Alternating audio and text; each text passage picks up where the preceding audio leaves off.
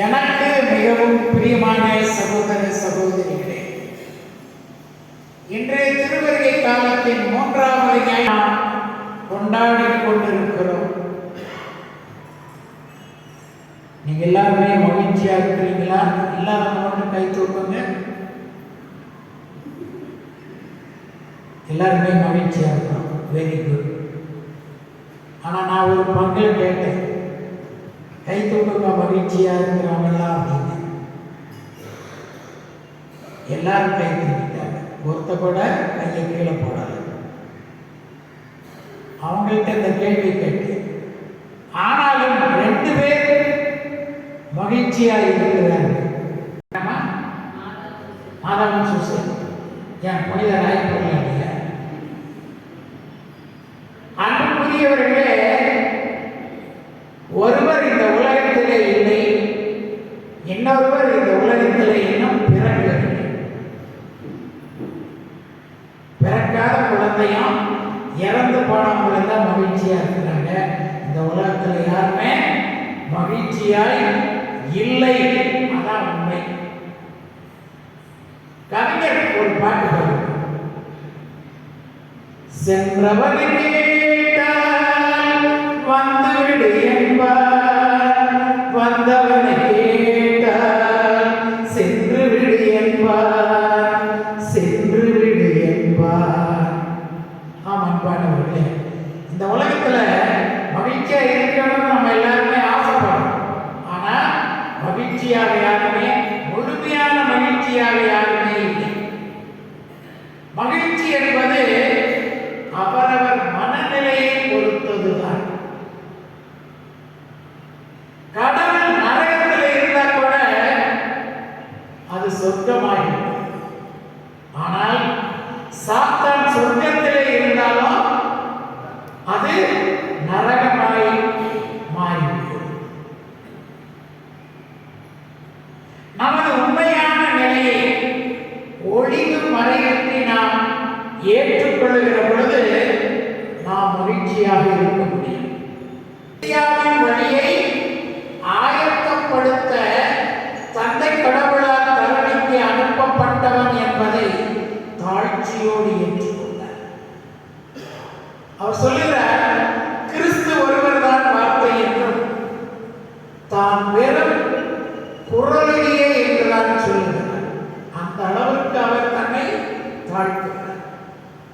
அன்புக்குரியவர்களே, வாழ்வில் மகிழ்ச்சி எங்கு கிடைக்கும் என நாம் ஒவ்வொருவரும் தேடி அலைகிறோம். அதான் உண்மை.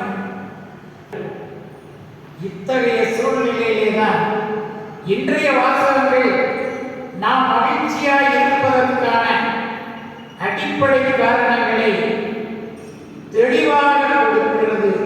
இன்றைய முதல் வாசகம்.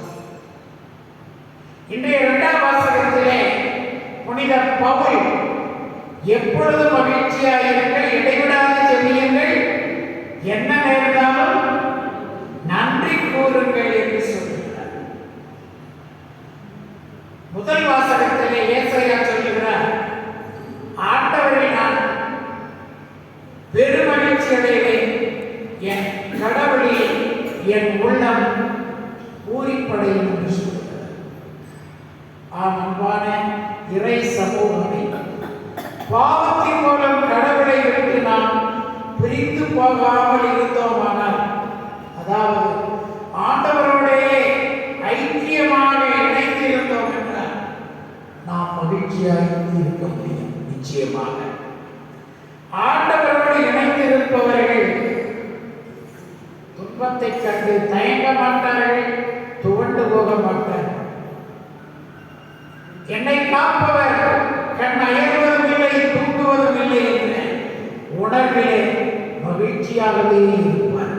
4வது இறைவார்த்தையை கூறுகிறார், பல வேளைகளில் நாம் துன்பங்கள் இல்லாத வாழ்வே மகிழ்ச்சியான வாழ்வு என்று, துன்பங்கள் இருக்கும் வரையில் நாம் மகிழ்ச்சியாக இருக்க முடியாது என்று எண்ணிக்கொண்டிருக்கிறோம். ஆனால் புனித பவுல் அடிகள் அவருடைய வாழ்க்கை வரலாற்றை நாம் சிறப்பாக பார்க்க வேண்டும் என்றால் திருத்துதர் பணிகள் 9 பார்த்தால் அங்கே நாம் தெளிவாக காண முடியும். அங்கே அவருடைய வாழ்விலே அவர் சிறையில் இருந்தார், சாட்டையால் அடிபட்டார், பட்டினி கிடந்தார், நாடு கடத்தப்பட்டார், கல்லாலே எறியப்பட்டார். இத்தனை நோவுகளையும் இத்தனை துன்பங்கள் முகத்திலே 6ஆம் அதிகாரத்திலே 10 நம்மால் வாசிக்க முடியும். இந்த துன்பங்களுக்கு மத்தியிலும் அவர் மகிழ்ச்சியாய் இருந்ததால் தான் அவரால் எப்போது மகிழ்ச்சியாய் இருங்கள், இடைவிடாத ஜெபியுங்கள், என்ன நேர்ந்தாலும் நன்றி கூறுங்கள் என்று தெசலோனிக்க மக்களுக்கு சொல்ல முடிந்தது. மகிழ்ச்சியாக இருக்க நம் வாழ்விற்கு அடிப்படையாய் இருப்பது சுய ஏற்பு. சுய ஏற்புனா நம்மை நாம் ஏற்றுக்கொள்ளுதல், அதாவது செல்ஃப் அக்செப்டன்ஸ் என்று ஆங்கிலத்திலே சொல்வார்கள். தாழ்வு மனப்பான்மைக்கு நம்மை தள்ளி விடுகையில் நம் மகிழ்ச்சியை இழந்து விடுகிறோம். நான் அவராக பிறந்திருக்க கூடாதா, ஏன் இவரை போல நல்ல பின்னணியிலே நான் இருந்திருக்க கூடாதா என ஏங்கிக் கொண்டிருக்கிறோம். சிலர் தன்னை ஏற்றுக்கொண்டார். நம்மையே நம் குறை நிறைகளோடு ஏற்றுக்கொண்டு வருவோம் என்றால் திருமுழுக்கு யோவானை போல நாமும் வாழ முடியும். இவரை போல வாழ நாம் முயற்சி எடுப்போம்.